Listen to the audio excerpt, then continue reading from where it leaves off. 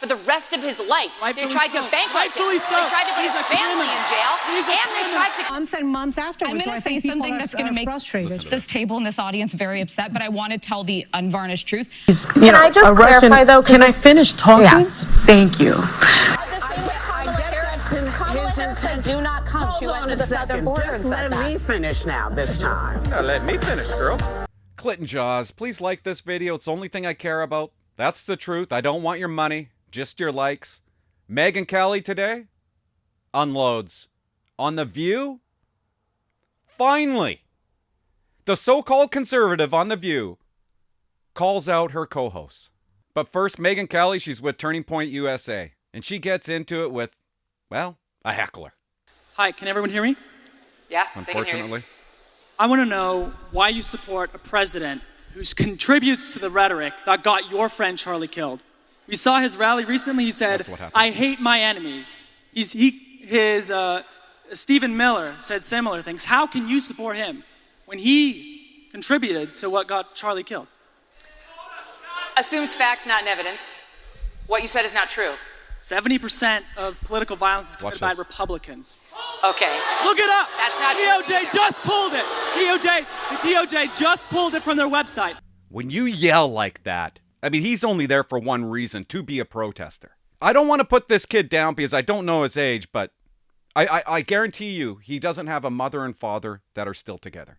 How does somebody get so mad and so unhinged like that in a second? Well, you're doing it. But you could see the touch of crazy. And a touch of crazy is what killed Charlie Kirk. Just pulled it from their website. DOJ just pulled the study from their website because they're delusional. That's not true because they just pulled it. Look it up. Once you pulled it from their website. Once you pull the crazies out of there, it is overwhelmingly left-wing violence. Google it. We have had every single person in the audience. Google it right now. You know, this is how we get here. This is how we get here. So first of all, let me take on the first part of the premise of your question, that it was President Trump's rhetoric that led to an assassin killing our friend Charlie Kirk. That's a blatant lie. It's a defamatory blaspheme, and it's inappropriate in this setting. That's not what I said. We know. Yes, it is. No, I said he contributed to the political atmosphere. Well, then you have no point. Then your point is utterly empty. Contributing to the atmosphere. This guy was, no, let's just make clear. This guy was motivated by leftist ideology. We know it from the bullet casings. We know it from the Utah governor. Why is he shaking his head? We know it from his own mother. Yes, we do. Let's be really clear on that. Even if that's true, so then you're saying, because, let's say this guy's a leftist, even if that's true, does that make it okay for the sitting president of the United States to incite violence against liberals? Do you guys know what I mean? Watch him. Against liberals? Incite violence against liberals?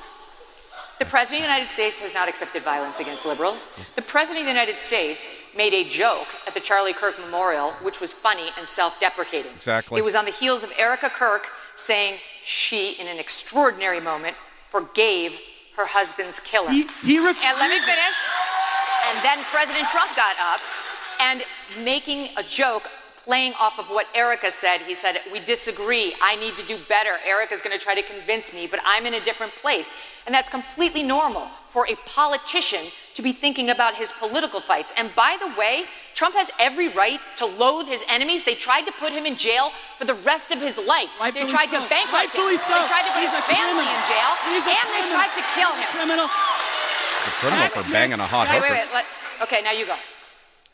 Thank you for your time. He quits. Okay.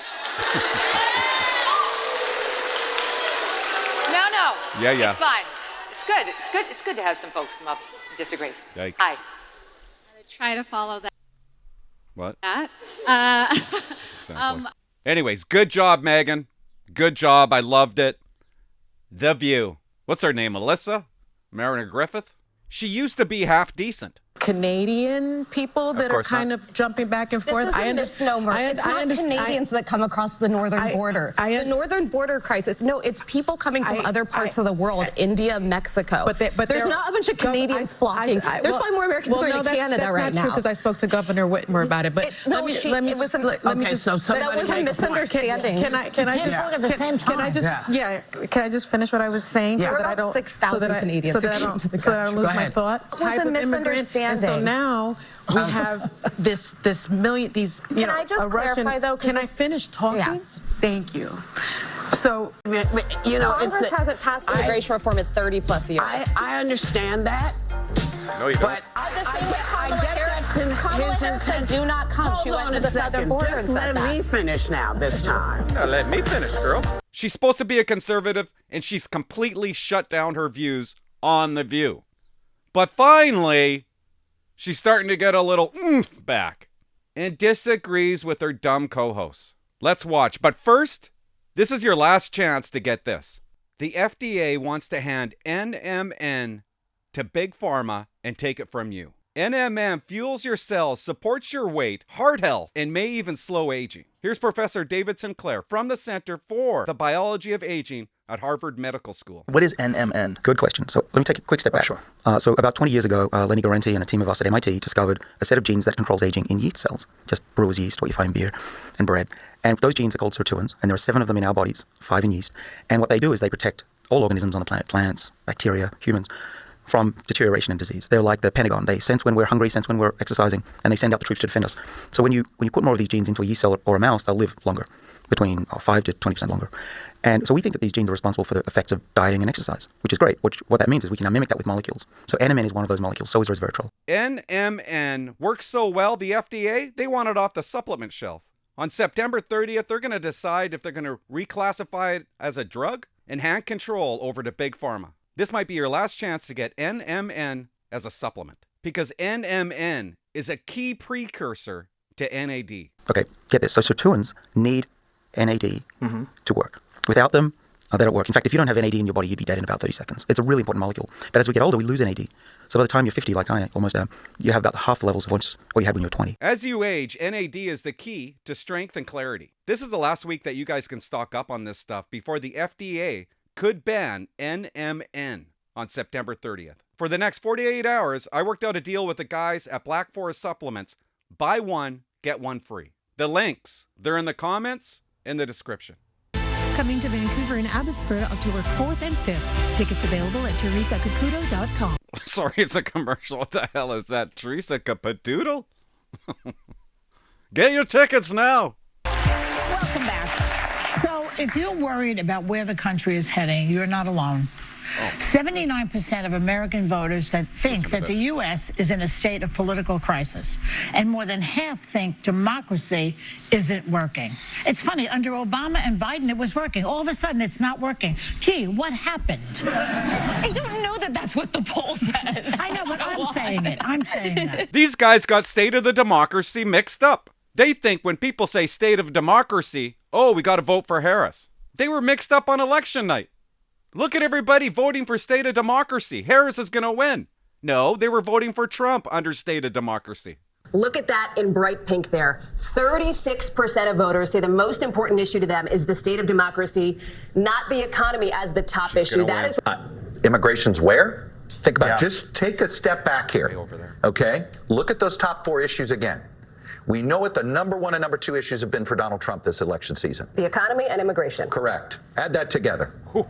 Okay? It's a low Add up number. together state of democracy and abortion. It's I'm being a little simplistic here, but already, and the Harris campaign will be ecstatic that that's the direction. Gee, what happened? I don't know that that's what the poll says. I know, but I'm saying it. I'm saying that. I disagree with what Gavin Newsom said, that he doesn't think we're going to have elections in 2028. And I think I have a different thought on this poll. But listen, democracies are fragile. We all have to be invested in them. But I think they bend. I don't think it's going to break. I still think this is the best form of government in the history of mankind. It certainly is. Proud to live in a democratic republic. But what I will say is I think this is more a reaction to people feeling like the system doesn't work for them.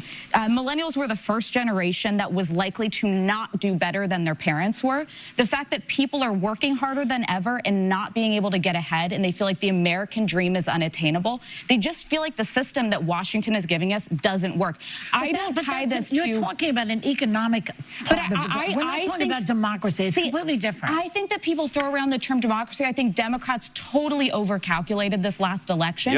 At the end of the day, if it's a Tuesday morning, you're deciding what bill you can afford to pay, you're not voting on democracy. You're voting on the cost of living. It's inevitable nebulous term. It just doesn't mean enough to people. I think people are frustrated with the cost of living, and they're frustrated with the environment. I think it didn't mean enough to people because they had forgotten how bad Trump was. I think it meant a lot to people in 2020 when Joe Biden was first running, because we were just, surviving that first Trump term. I think if somebody was running now against Trump, when people have been painfully reminded of what an authoritarian he is, it would be very different. But I also think that the reason people don't feel democracy is working is because our system is supposed to work through a system of checks and balances. And today, unfortunately, there are no checks and balances. The Congress is a fickle organization of rubber stamping Republicans that do zero oversight over the abuses of the Trump administration.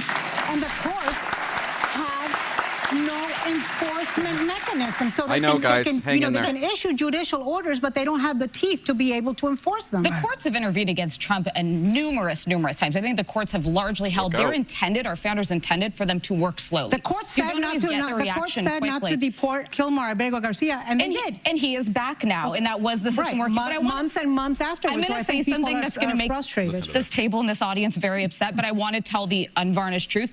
I think if the election were reheld today, Donald Trump would win by the same, if not a bigger margin. I think we forget this country. How do you say that, though? This country is so deeply polarized. If you hated him before, you hate him even more now. There are definitely people who are like, ooh, I'm having some buyer's remorse. But there's this poll today that shows that on the top issues people voted on, they still trust Republicans more. We are literally a 48-48 country, and then this little percentage in the middle that goes either way. I would be curious who this poll, the age of the poll, because I think this probably gears younger in who is saying that, because anyone who has read their history books since the beginning of time, democracy may be fragile, it is the only way. You do not want a theocracy. You do not want a monarchy. You do not want socialism or communism. They have never worked. In intention and spirit, they sound great, but go back to the books, because that will not end well. Don't you think that democratic socialism works in the Scandinavian countries? But think of that. Sweden's the size of New Jersey. We're a giant, massive, diverse, socioeconomically, racially. We're a very different country. It's hard to compare the two, honestly. But just, where did I say that? Oh, yeah. When it comes to gun violence, for instance, 83% of voters think that political leaders are more interested in blaming others. Yeah. This speaks to what I'm saying, though. People don't trust that the system is working and being responsive to their needs. I say it every time we talk about a mass shooting here. It is a Fox News poll that 83% of Americans believe in background checks. Yet Washington is completely unwilling to budge on it. There is a disconnect between what the American public wants and what politicians are actually willing to do. Yes. It's a fact. I agree with that. Yeah. So tonight's season premiere of 2020. Barbara, you say 2020. I always love that about her. I'm really looking at yeah, she's pissed. Finally, the so-called conservative says something to these buffoons. It's been months, and I'm suspicious. I think she did it because we're missing Whoops and Sunny Hostin. Anyways, go get some supplements. Thanks for watching. Bye-bye.